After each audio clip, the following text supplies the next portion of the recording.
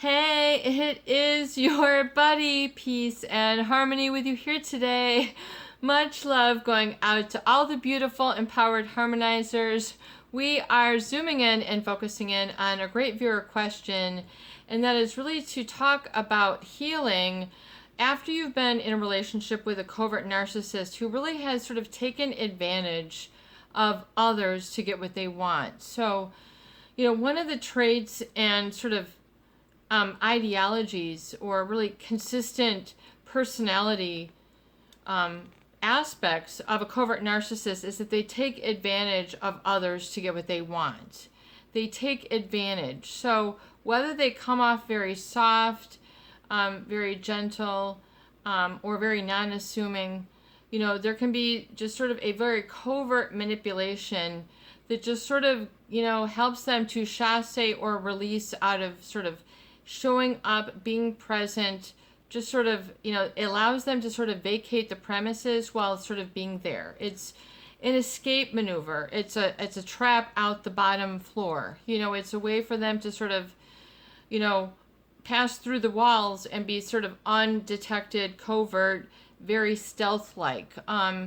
So, and this sort of passivity, just sort of blending into the background, acting as if, you don't see them, while they're stealing a bottle of vodka underneath their coat, as if you don't notice these different things, very covert. I'm just using some examples, but, they tend to take advantage of others to get what they want. So usually what they want is to, get out of pain and into pleasure. So out of work and into, whatever, not work, taking it easy, escapism, pleasure seeking, nothing that is adverse, anything only that is pleasurable, comfortable, what they want, what is going on in their brilliant mind. Oftentimes, they might wander into fantasy or what people might consider like derelict behavior or something. They're drinking from the fire hose. Basically, the covert narcissist is like drinking from their own internal fire hose, and they're just sucking up what they want. It's very one directional. And so, to heal, you have to kind of be able to change up your routine. Be willing to change up your routine from the way that you're used to relating to others. It's an energetic shift.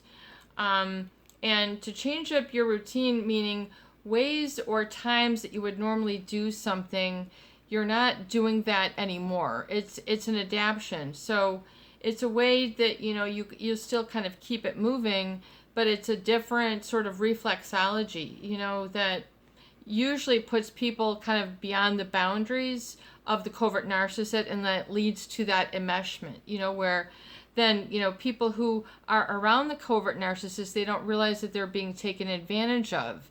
They don't realize that they're withering away, that they're starving emotionally, that they're deprived of attention, they're deprived of affection. They don't really realize what they're missing. What was the old statement? You don't know what you're not getting, or you don't know what you're not missing, or wasn't there, something like that? You don't know what you're missing. They stated like, I don't eat meat. I mean, I did eat steak and everything once upon a time, many moons ago.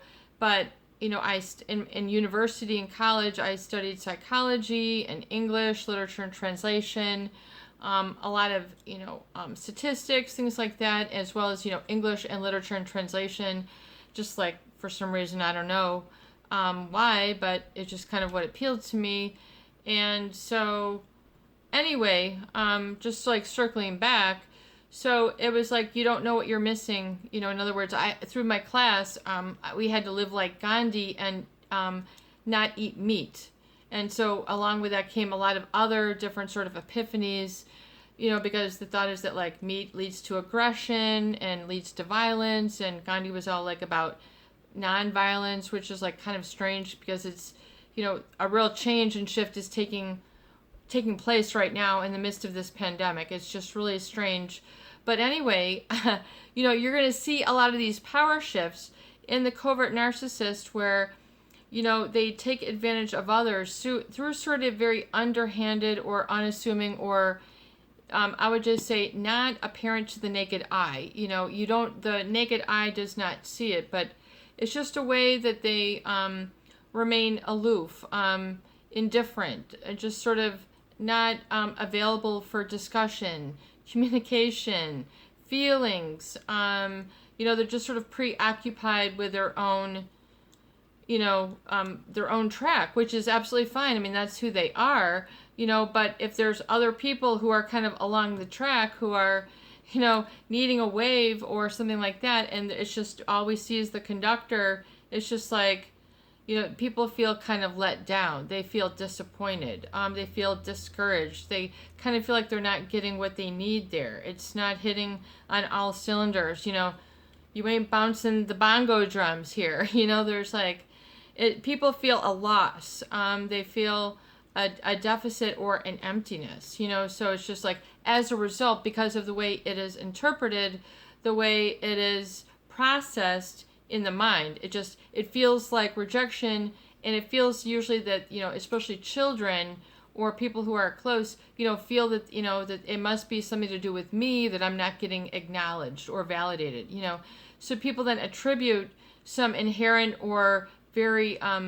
permanent flaw to themselves, ultimately, the people who end up getting taken advantage of. And then who are around this sort of individual. It creates a real toxicity. It creates a real sort of toxicity or a sort of deprivation tank, like an emotional asphyxiation. Like, people just feel like there is no limit. It's just kind of like, it feels very diffuse, I would say. It just feels like it has no containment. So the people who are around them don't have a sense of their own boundaries because they're always giving it up to somebody else, like who is a covert narcissist, who then takes advantage of that. And it's the old, taking advantage of a good person. This has gone on for how long? How many centuries, how many millennia?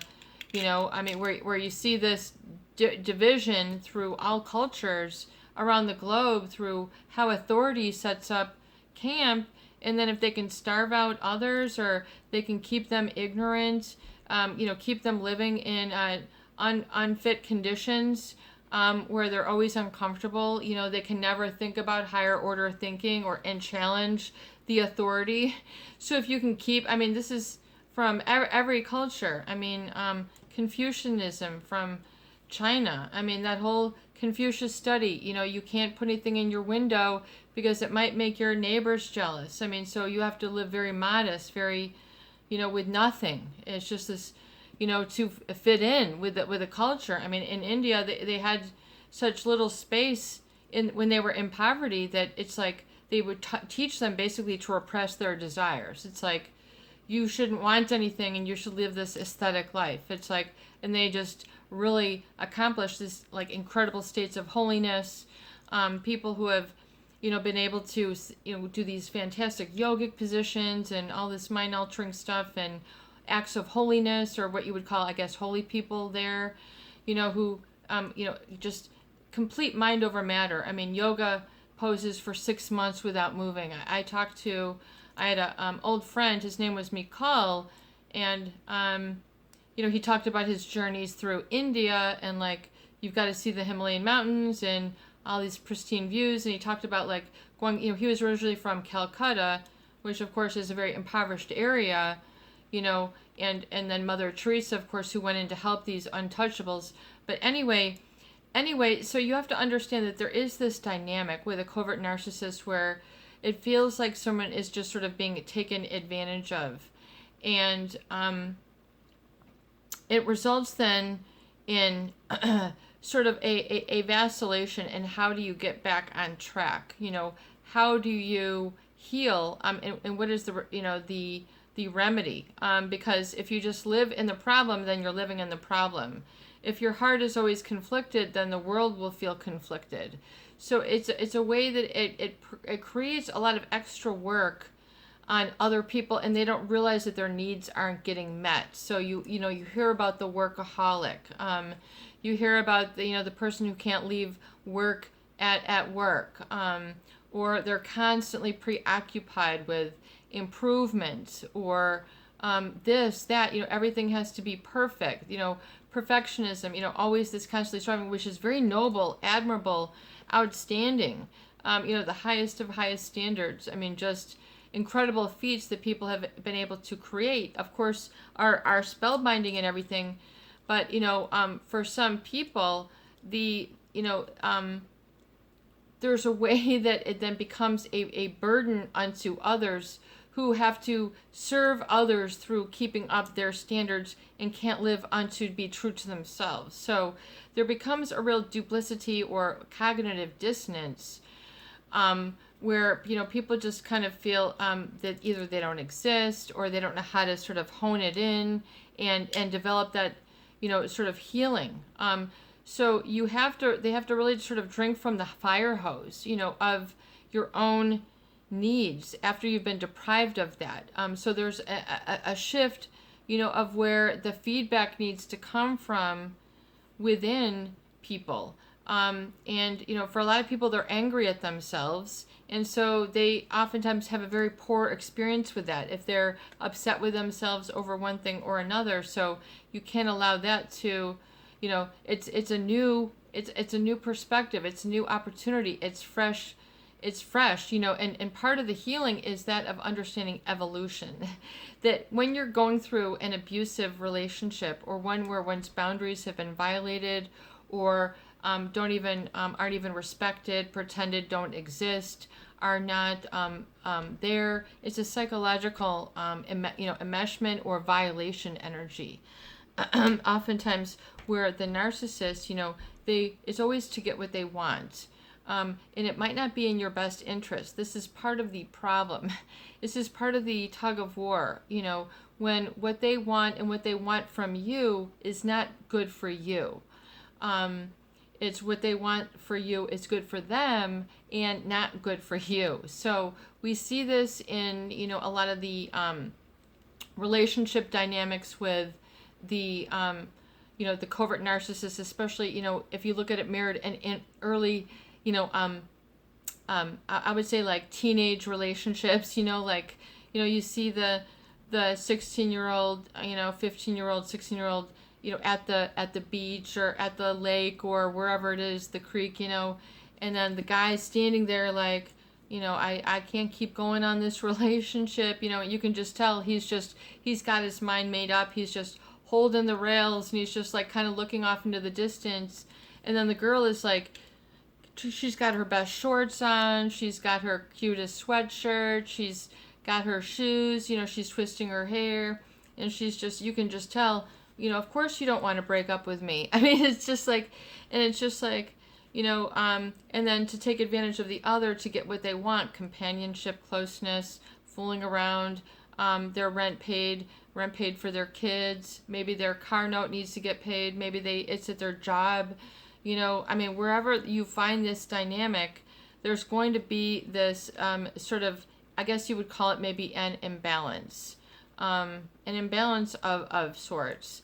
And so oftentimes, though, it can work famously well, though, because they're, opposites really attract. I think the more you look at certain relationships, at least that I've observed, ones that work very well, there are a lot of opposites that work beautifully well.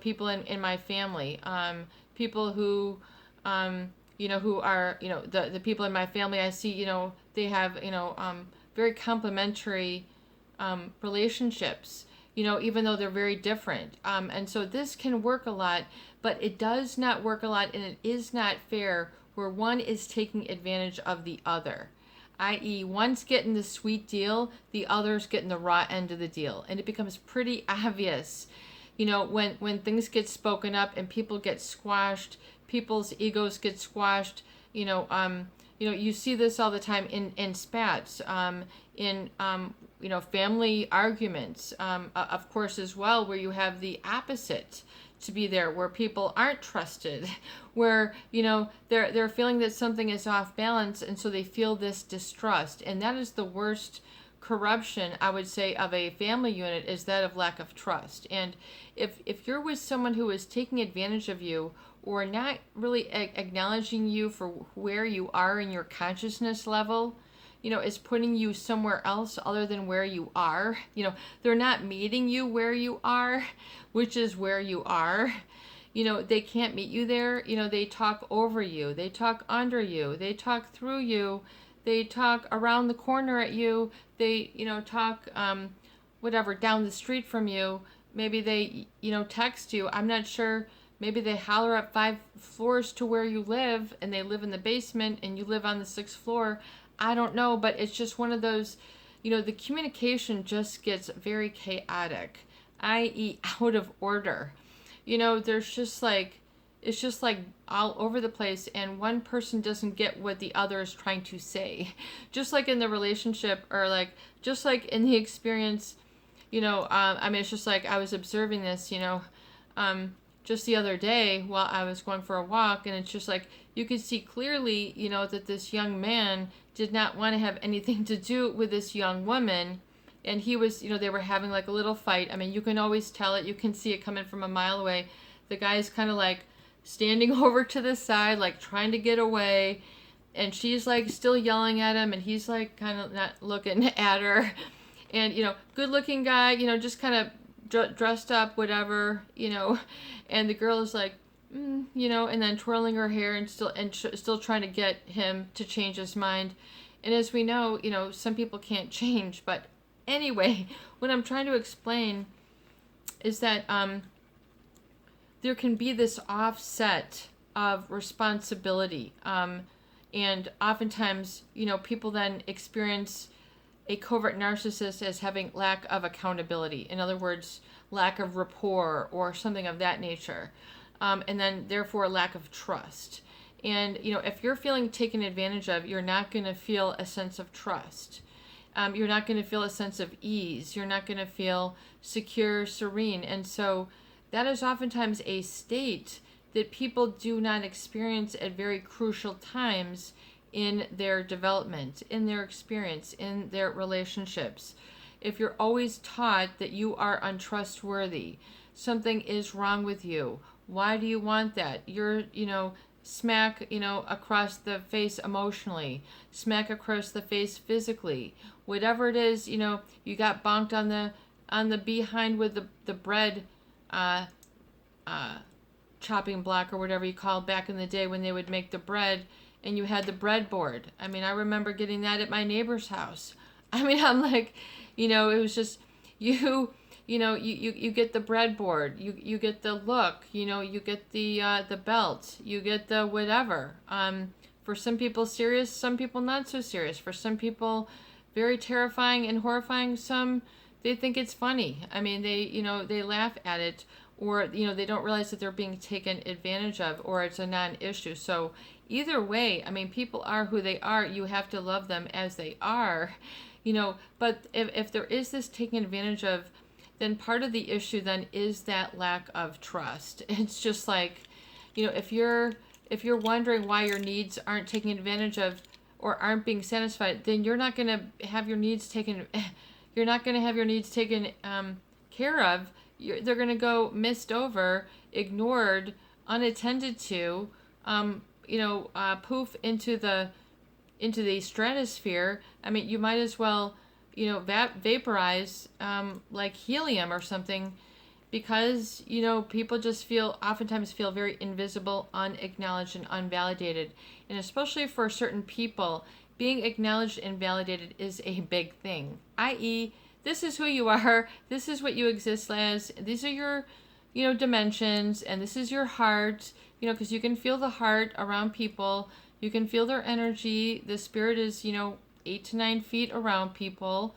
The body is kind of in it, but the spirit is really all around. And they say we're spiritual beings having a we're spiritual beings having a human experience. I can't prove anything, but I'm just trying to discuss this. Basically this multi-tiered, sort of cascading down the rabbit hole that can take place. If you feel this sort of emptiness and feeling lost, and then people eventually will give up. They'll give up on life, they'll give up on themselves, and it's like, that's such not the right answer. It's because you're in an energetic connection that is not an energetic match for you. It's not, it's not your ideal. It's not in alignment. It's not an energetic match, as you would say. So you have to be a counter force to their force. In other words, you have to sort of play the covert, but if you're doing that, it's just kind of very difficult because you don't really feel that you have like a center. So you have to find and know where that center is and then hold your space. And especially the over, I think you can also see people who are taken advantage of. How many people have felt that they've been taken advantage of. They've had to overwork, overextend themselves, over obligate, do things when they needed to do something else. I've got to do my homework. I've got to do my workout. I've got to do my cooking. I've got to do my cleaning. I have to be able to, have a social time, and, your needs were not acknowledged or validated. Instead, it was like, there was, you had to over obligate. You had to sort of take care of others' needs that were not your own, but you had to sort of do a rescue job or an emotional mop-up job for, it just becomes, in other words, a lot of crisis after crisis after crisis that doesn't get resolved. So people never end up feeling like, boom, they've, they're connected. They're connected to somebody. This is the one, this is my family, this is my employer, I have trust. Like they don't experience that beingness. And so it can be a very deprived state where you have a deficit or a loss of experience, really. And so if you don't have that that experience, especially early on in your life, it becomes your truth, And so then to heal oftentimes would feel to contradict your truth. So it becomes very confusing, I think, for people to heal because it contradicts their truth that they feel that they know. And so they feel that they're violating or guilty. So it's very difficult for them to feel that they are loved, and that they can go on with their life, and that they have not permanently hurt somebody because they feel permanently hurt by the relationship themselves. So you have to be willing to let it go. For some reason, things happen. This is life. And so, it's just how it is, but it's really healing to be acknowledged and validated how you felt or how you feel. In other words, did you feel very lonely because of this? Did you feel very, alone because of this? And sometimes alone might not feel lonely, alone might feel safe, and so, or alone might feel the best option. Especially if you cannot have escaped this person who is taking advantage of you, i.e. you live with them, i.e. or you work with them, this then develops that Stockholm syndrome where you then have to identify with the abuser and then get taken advantage of. In other words, become just a human doing for them to satisfy. You're living for the grade, you're living for the title or whatever it is, where people feel that they're, working for something that they don't feel that they really are. Like if they were told they have to be a doctor and they don't ever want to be a doctor, but they were like, maybe told on their family, you have to be a doctor, or this is what we do. And like, they're really something else. Like they might be an engineer, like they might love like numbers or something that has nothing to do with, being a doctor. And then, so they always kind of feel that they would have to be this doctor, and then they finally feel like I can't do this anymore, and then they go through that like breakthrough shift and like I'm gonna own a restaurant, or just always shocking things, and that's okay. Like people have a lot of worries because of these things that people could be thinking about them, so they're worried like about what people are thinking about them. What people are thinking about you is none of your business. I mean, that's the way I think about it. I can't worry about these things, because that's too much to control. I remember someone told me, and I was talking to them on a business phone call, and they said, you can't control what other people do. That's true. and that's kind of a sigh of relief. So, either way, you just have to realize that oftentimes the healing journey is then to sort of just drink from the fire hose of your own needs a little bit more to get them, see what it's like to get it met, validated, and then you feel good again. You can experience trust, but you have to go through episodes to develop trust, where you make yourself vulnerable. This and this happened. Oh, really? And then, oh, I'm sorry that happened to you, and then you go, wow, they really did get what I went through, and they really did get how I was hurt and I was shocked, and they really understand how I felt, and they said, that wasn't fair, or we get you, and then you feel validated, you feel like, hey, we're with you, and then that feels good, and then you have a good feeling in your stomach versus a uncomfortable feeling in your stomach.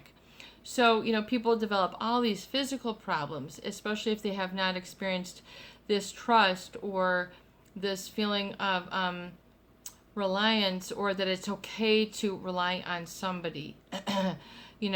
And then the covert narcissist, of course, oftentimes this makes them very uncomfortable to maybe have this sort of reliance for certain areas because they don't want to be relied on to that degree. They have an entitlement issue. We're talking about, true covert narcissists. They have an entitlement issue. These rules don't apply to me. Everybody else, yes, but for me, this. I know that's your rules, but for me, this is special. And they always have this sort of, they're playing the I am special card to get through, and oftentimes it works, until eventually, it might work for them, at the bank or the dry cleaner or, the grocery store or the restaurant. But oftentimes when it comes to the people who are in commitment relationships with their family or close coworkers, they don't like to be pushed around like that. They don't like to be taught as if they have no presence, as if they don't exist other than to serve them. This is known as like objectification, where, the covert narcissist then sort of, people feel objectified. They feel that there's just sort of, not all there, or not all related to. There's a lack of relationship. So this is, if the covert narcissist, they have a lack of empathy, they don't have the same mirror neurons that, are going, wiring and firing together in the norm of society. So they're not going to give you that exchange. They're not going to give you the heat. They're not going to give you the juice. You're not going to feel that sort of reliability, or we're okay, or I'm okay. That is going to be, deprived in the fiber. The fiber ain't made of that stuff. It's made of something different, It's not cotton, it's not silk. It might be bamboo, I don't know, but it might not be what you need or what you're thinking and what is comfortable for you. So you literally have to understand and really explore what trust is and what trust means to you, and what it is to trust yourself and to trust others, and to what degree can you do a gut check and say, to what degree have I been deprived of this? And so and this is an issue for where I need to create a new comfort. I have to do a little bit of what's uncomfortable to get comfortable, and change your routine as you're used to relating to this individual or these type of individuals. It's relating to things differently. And this can be a very adaptive and necessary quality, because the covert narcissist, if they're not, there, in the relationship, if they sort of, ease on down the road, or something happens, or things really get exposed, and then someone gets either very underdeveloped, under-attended to, undernourished emotionally, spiritually, psychologically, they fall apart at the seams, they run away, they head out of Dodge, they do whatever, they're, waving the, the stick on down the road with the the bandana, they're hitting, they're hitting the tracks. I mean, whatever it is, they're gonna jump ship, jump trains, whatever it is. Oftentimes people must have a rebellion, oftentimes, to be able to, break free of a toxicity. So a lot of people have had a rough go at it. So rough might be like your truth. So you might be more comfortable around rough than you are polished, or vice versa. And so you have to understand. And then how does trust play in that for you? Well, we better wrap it up. I think it's a great viewer question. And this is your buddy, Peace and Harmony, with you here today. I hope that these videos do help. Please share, please subscribe, and for goodness sake, please donate for more great tools, videos, discussion, and support. Peace out. Have a beautiful day, a beautiful evening, and peace be with you.